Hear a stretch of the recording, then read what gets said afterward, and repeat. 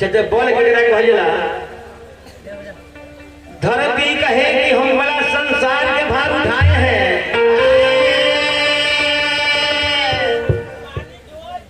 तो नाग कहे कि हम बड़ा धरती का भार उठाए हैं। नाग कहे कि हम बड़ा धरती का भार उठाए हैं, तो शंकर कहे कि हम बड़ा नाग को गले लट। शंकर कहे कि हम बड़ा नाग को गले लटकाए हैं, तो कैलाश कहे कि हम बड़ा शंकर को बैठाए। कैलाश कहे कि हम बड़ा शंकर को बैठाए हैं,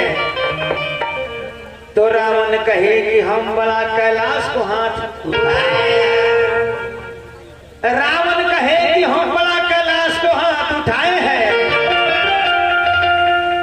तो बलि कहे कि हम बड़ा रावण को कांख दबाए हैं।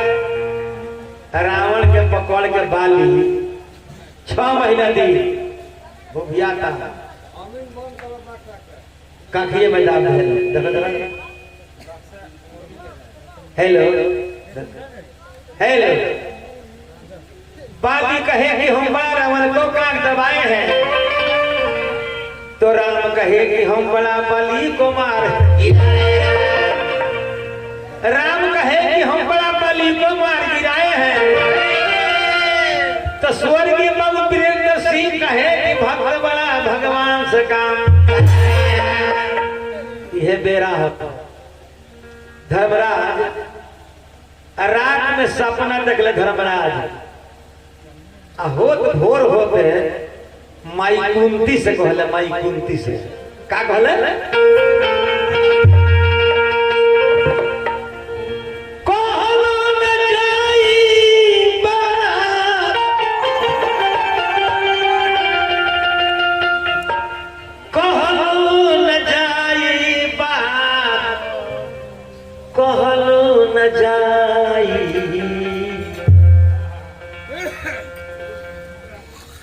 कल जुग कइले बा। धर्मराज माई देख ना यार हेलो हेलो। धर्मराज माई कुंती से कहत रे भोर के बेरा में सपना के बाद चल बा, तो कल जुग कइले बा भैया भाई, कल जुग कइले बा चढ़ाई हो माई बात कहलो न।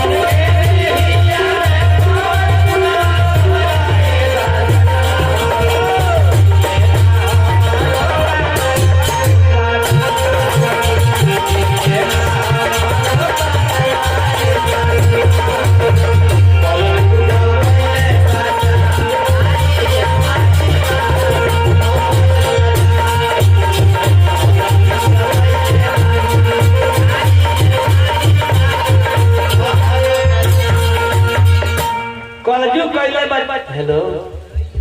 Hello hello. कलजू कैले में चढ़ाई माई बात कहलो जाइए का धर्मराज माई कुंती से कहत जानत नहीं वाह। एक गो इनरवा हो माई सॉरी एक गो इनरवा हो माई 4 गो के भरता।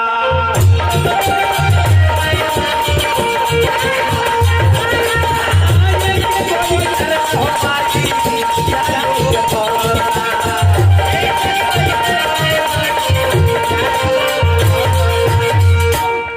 धर्मराज माई कुंती से कहत रहे कि एक गो इनारवा हो माई 4 गो के भर होता, माने ई गो इनार 4 गो के भर होता,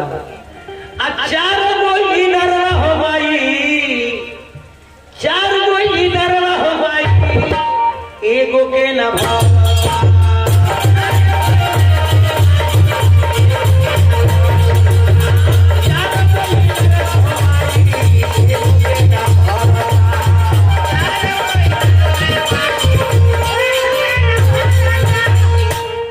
एकर माने का भाई एगो महतारी के 4 गो बेटा बने तो एगो माई 4 बेटा के पोस के जवान को देतिया। एगो माई 4 गो बेटा के आ 4 गो बेटा मिल के एगो माई के सेवा नहीं थे पर तो एके गो इनारवा हो माई 4 गो के भरता आ 4 गो इनारवा हो माई एगो के ना भरता। तो सपना में देखनी हाँ सपना में देखनी हासा भाई हो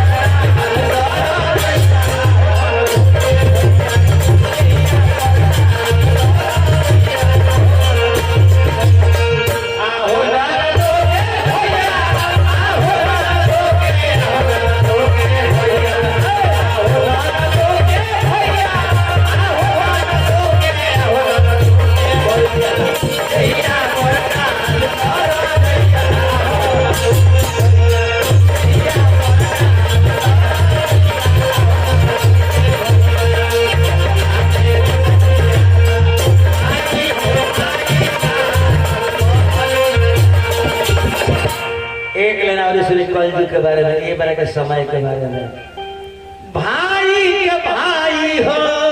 भाई के भाई भाई के भाई हो मरतल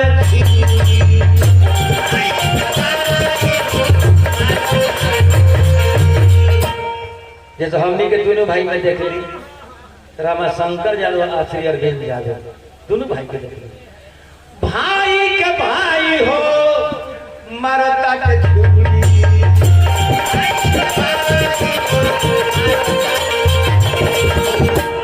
भाई के भाई मारता छुरी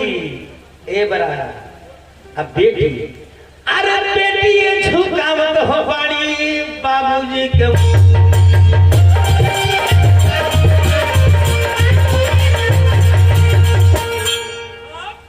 सब बेटी ना आ सब भाई ना एक होगा भाई बाड़े की भाई के पेट में छुरी मार देते रहे एक होगा बेटी आजकल संगा बाड़ी बाप बेटी के शादी तय कर दिले बोले तिलक शादी के दिन आ गई बा तो लड़की फरार लड़की गायब किया दूसरा लेकर के साथ आए हाय यही पर हम कहते हैं सब भाई ना आ सब बेटी ना सौ में एगो भाई बड़े टाइप के एगो बेटियों को निकाली एक आदमी अरे बेटी ये झुकावत हो बाबूजी के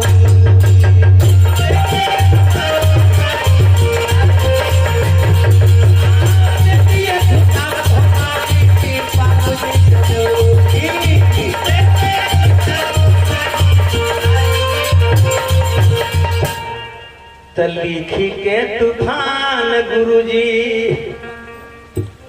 लिखी के तूफान गुरुजी कोयले पराई बात कहलो न जाई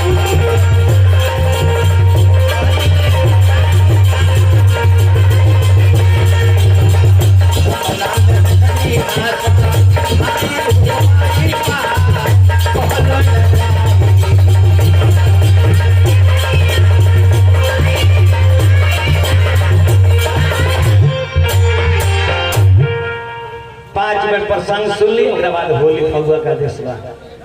आ निर्गुण गायब सब देखे बड़ा बढ़िया चाचा बड़ा बढ़िया बात सुनिया स्मरण करके माई सतवती वेद व्यास के बुला ले अब वेद व्यास दृष्टि हो गई अम्बालिका से जना से पांडु के जन्म भइल का है थरथरा के इतना न पीला उनका चेहरा हो गई कि एगो पीले रंग का लड़का भले जगह नाम पांडु पड़ो आई अंबिका का गली जब व्यास दृष्टि भोग करे के जल आँखिए मुद ले तो कहले कि जाता अनहरे बेटा है उनका से दृष्टि भोग गए अनहर लेकर धृतराष्ट्र हो गए अब दासी कहली कि हम कहाँ जाए तो उनका के दृष्टि भोग गए तो विदुर जी के जन्म भइले आ तीनों आदमी दिने दिने सियान जब होखे लगल है कि पवन बुलाना अरे झूला रे मोहतरिया हमारे बबुआ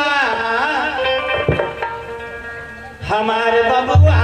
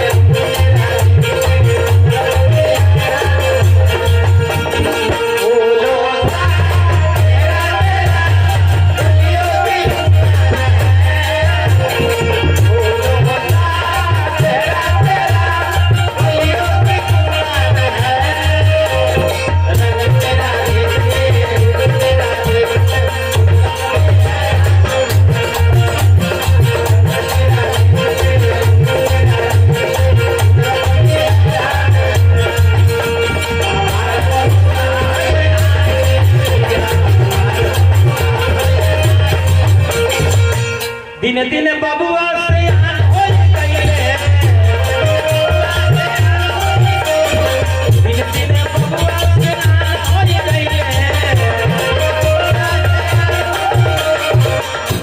सियान हो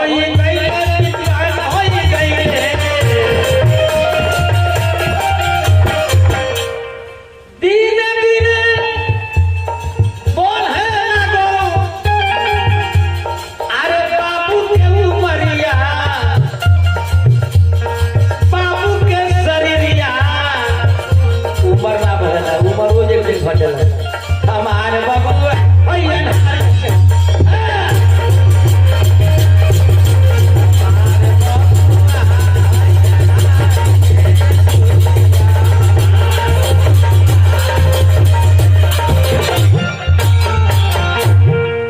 धृतराष्ट्र के या पांडव के विदुर जी के वेद व्यास विद्या शिक्षा कला अस्त्र शस्त्र सब सिखवा के सब प्राप्त करा दे वेद व्यास जब जवान भइल तो देखी हाल है भाई वेद व्यास सोचल कि धृतराष्ट्र आन्हरे वाले की गद्दी पर बैठबे न करी है हेलो धृतराष्ट्र के आंखें नहीं खेते की करे गद्दी पर बैठाही के नहीं थे अब विदुर जी दासी के लइका हम नहीं गद्दी के हकदारे नहीं था तब पांडव के गद्दी पर बैठा दे वेद व्यास गद्दी के मालिक पांडव के बैठा के बना दे कैसे हो आरे बनी गईले बैठी गईले गद्दी पर हो पांडव बैठी गईले गद्दी पर हो पांडव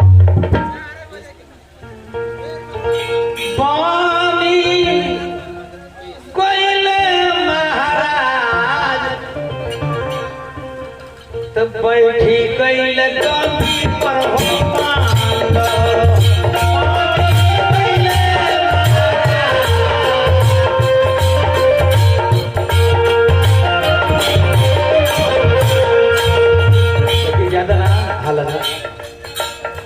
धीराज के आए समझ के गद्दी बनाए बैठल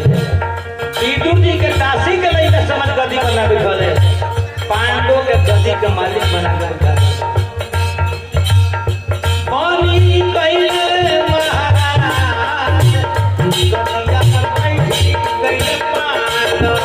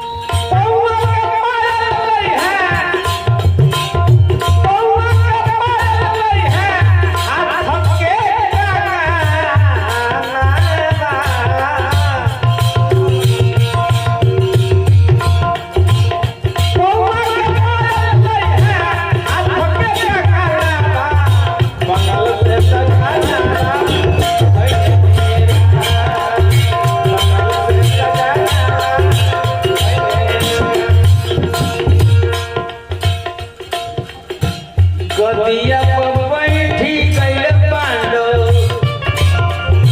बनल महाराज गद्दिया पर बैठी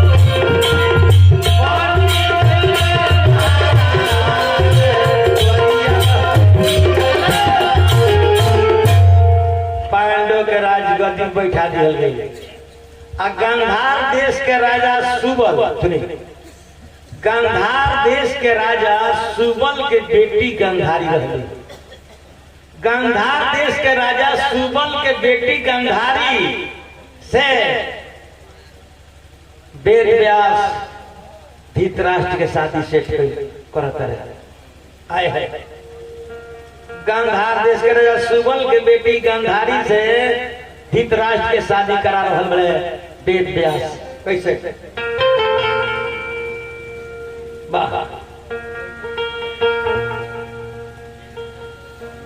एक लाइन में गीत गा दिया अखंड जाम हो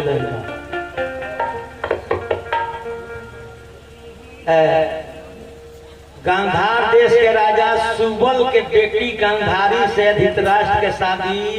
वेद व्यास करावत रहे एगो विवाह के गीत देख लें बैनाथ भाई या खंड के माध्यम से कहते इस महाभारत में लिखल नहीं कन्यादान होला सिंदूरदान वस्तु ले 24 घंटा खंड के बाद भगवान के विवाह के कथा गवा के सुना जला जानते नहीं का है 24 घंटा खंड के बाद भगवान के विवाह के कथा सुनला से 100 गौदान पिला के फल होला लिखल बा कि राम विवाह ये सुने मन लाई 100 गौदान के फल ते पाई विधि घटा देता है गांधार देश के राजा सुबल के बेटी गांधारी से धृतराष्ट्र के शादी वेद व्यास करावत रही कन्यादान और सिंदूरदान के कहल है बेटी का है इस संसार में केहू नहीं थे कि जरा बेटी बहन नहीं थे। रोरो बेटी बहन बड़ी तो हमरो बड़ी। अब बेटी का है?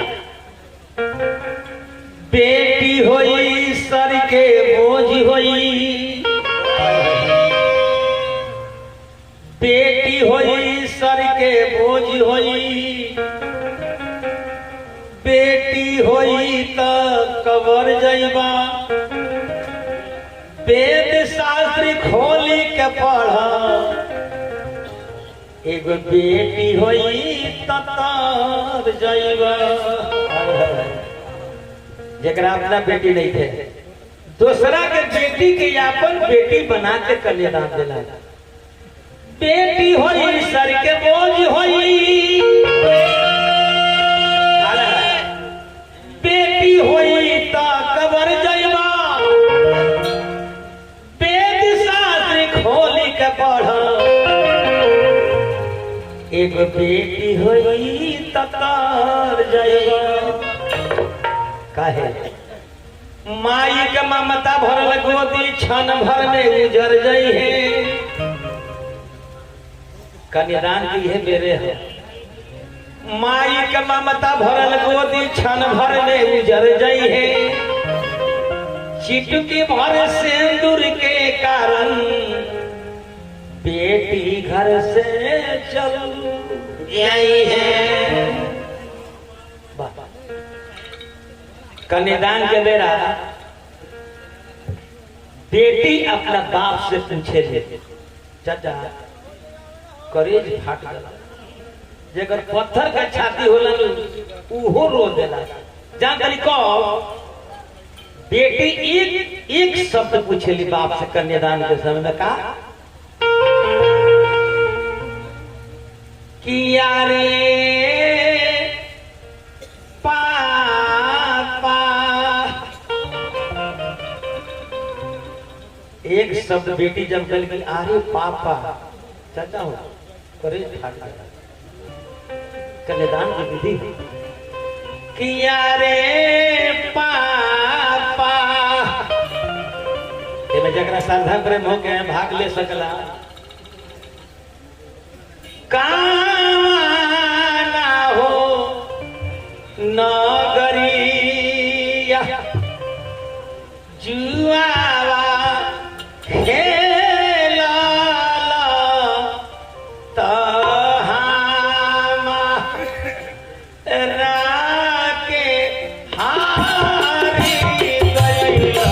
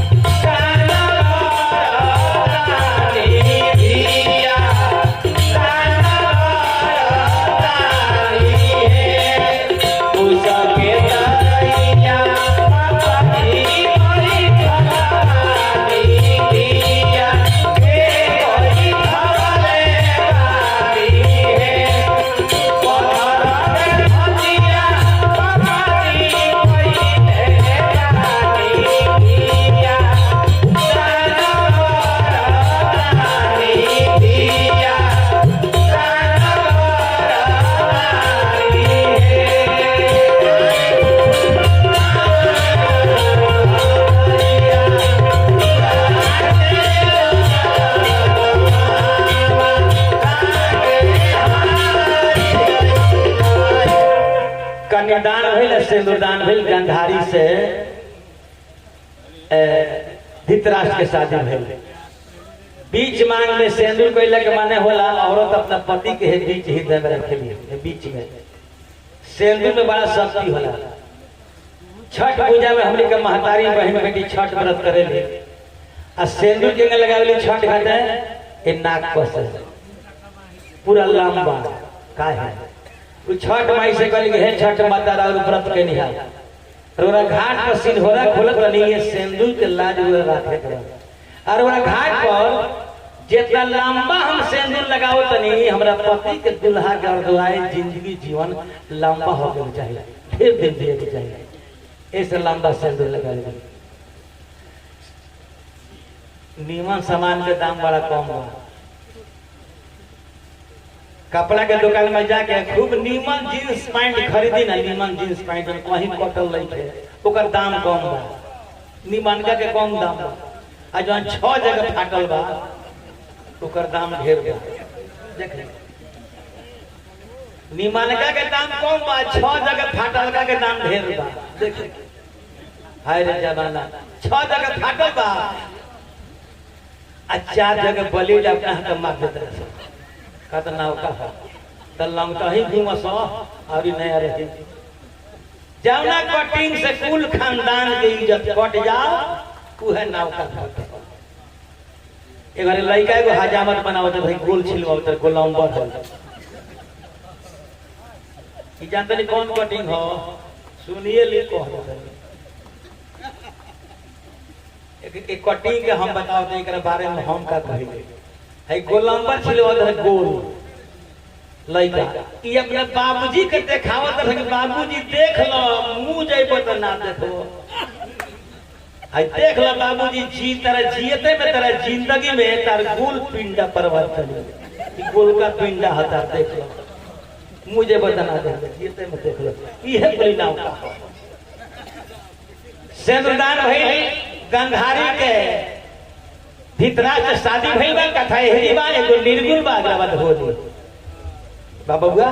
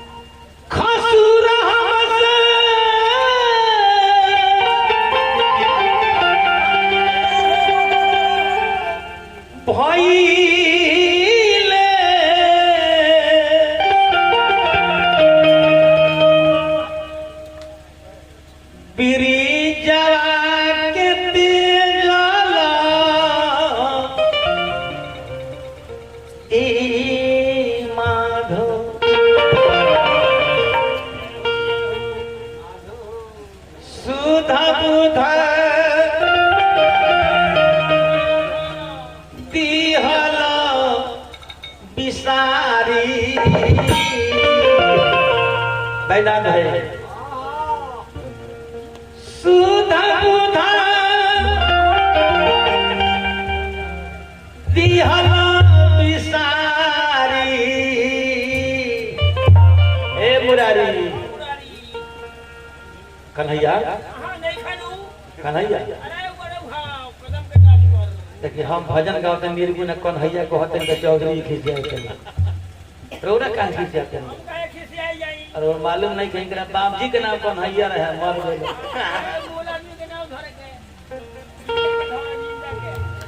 चौधरी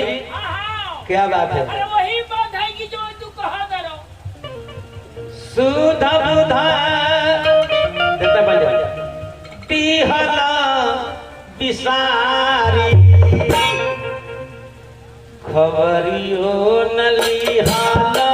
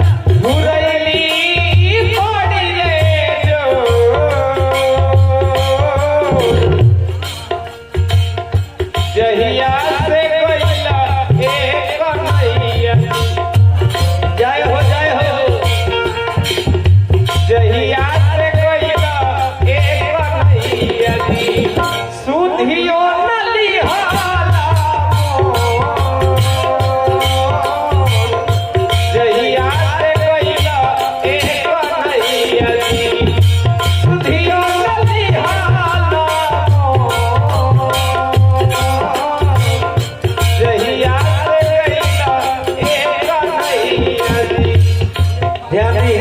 हेलो हेलो माननीय श्री देवेंद्र यादव जी तिसियाउटा, श्री देवेंद्र यादव जी तिसियाउटा 100 रुपया के पुरस्कार देंगे भैया के चरण के गोल लगे। हेलो हेलो वाह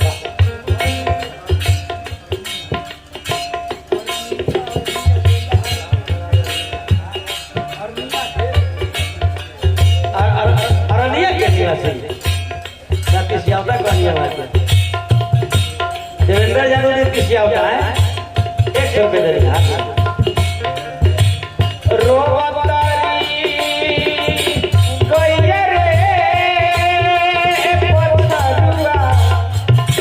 और बनाइए बैठा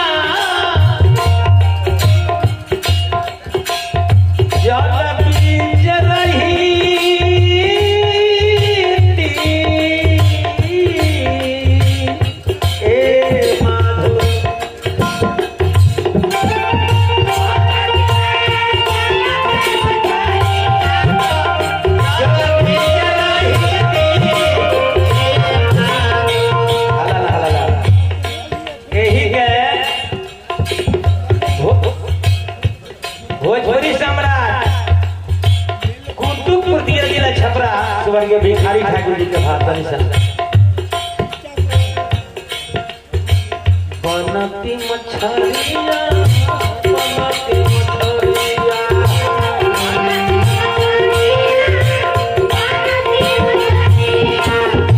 भिखारी ठाकुर जी हेलो हेलो वहाँ का भाव है वैदांत भाई बनती मछलिया बनती मछलिया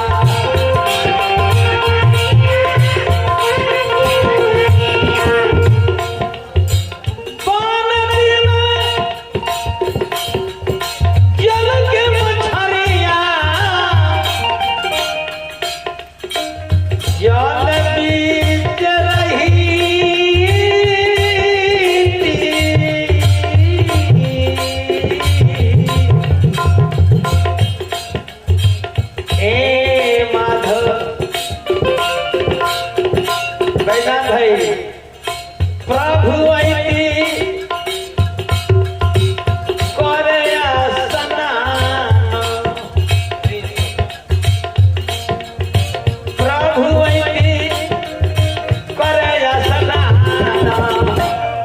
चरण लपटई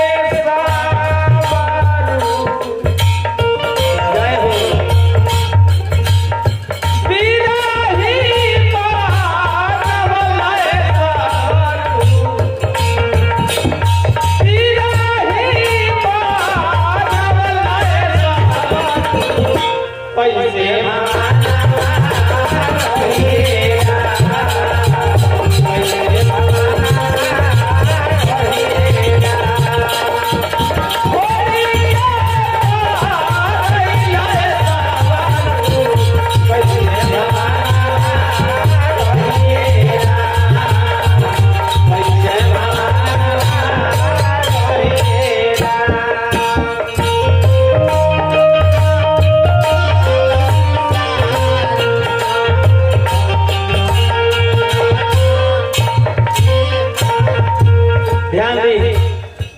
माननीय भैया श्री राम पुकार राय जी कृषि अवतार भैया श्री राम कुमार राय जी पुकार राय जी राम पुकार राय जी कृषि अवतार निर्गुण भजन पर 100 रुपये के पुरस्कार दिले बनी हार्दिक अभिनंदन। पौनती में पौन के कोयलिया कोयलिया कोयलिया ए हरि जी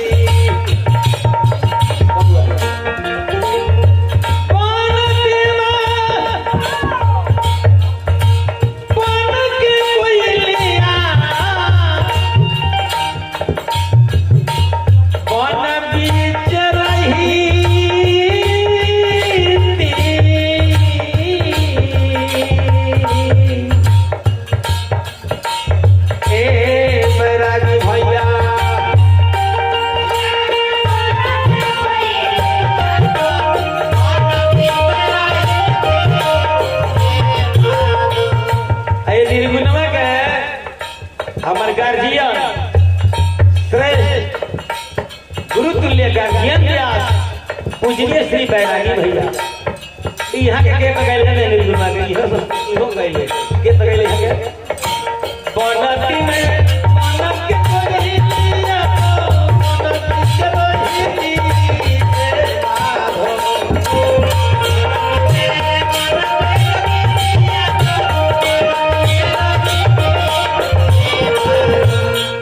बैरागी भैया के भाव हो बनती में बनत के कोयलिया बनत चरही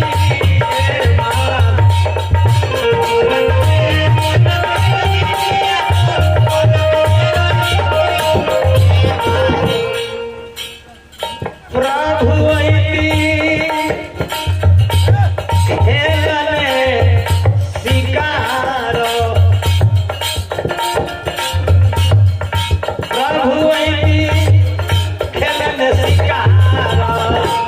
सब दिया सुनई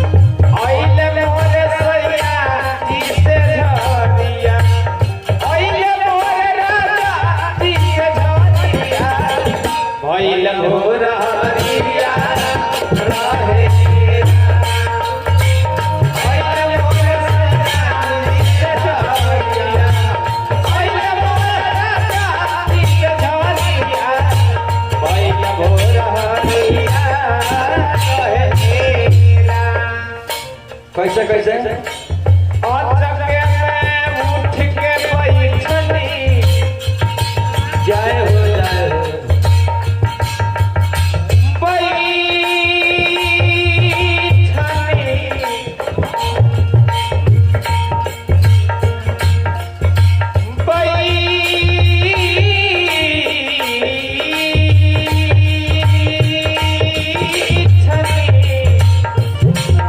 हरि बोला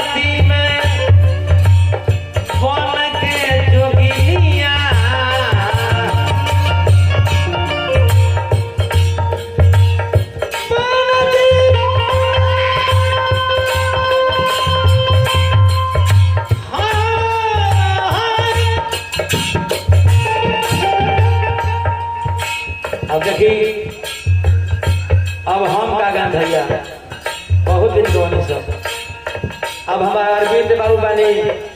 और नया नया कलाकार बाबू लोग हमारे बा ये लोग आवे लोग के दिन दुगना रात चौगुना को हमने के कोई प्रयास ना भेटाई नहीं ओकरा खातिर हम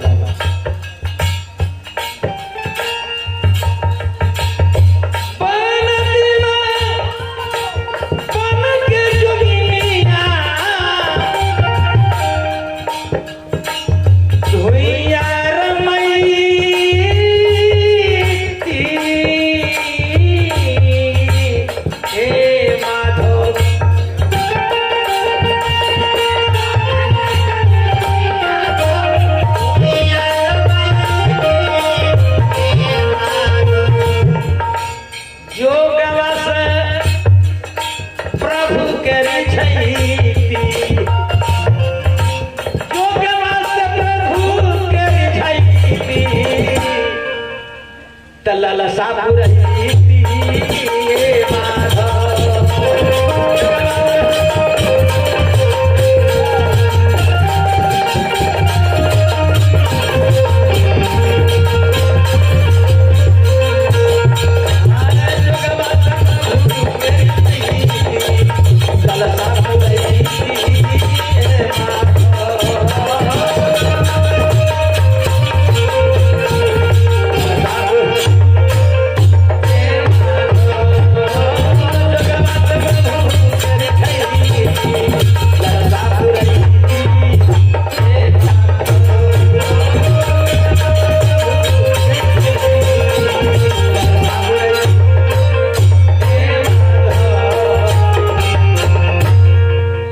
समय की चीज बा अरविंद बाबू से सुनी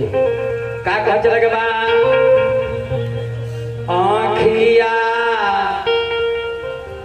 भइले लाल लाल चुमा ठपी के अइला जुवन ढान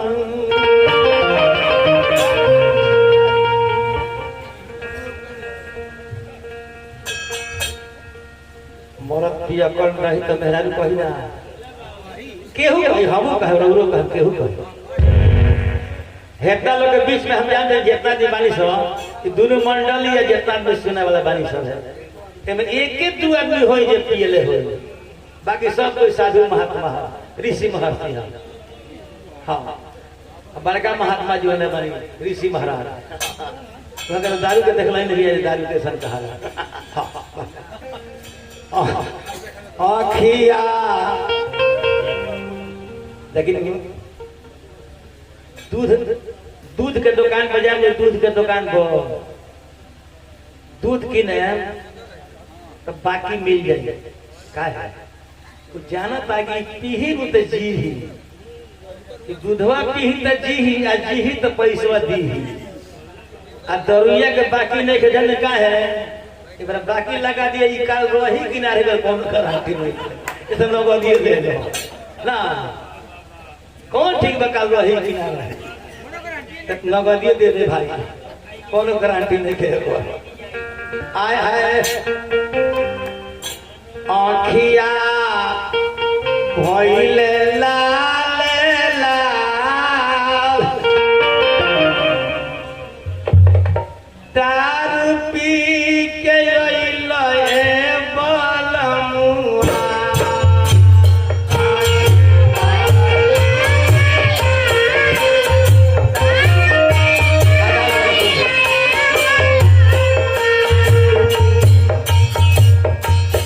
आँखिया भइले लाल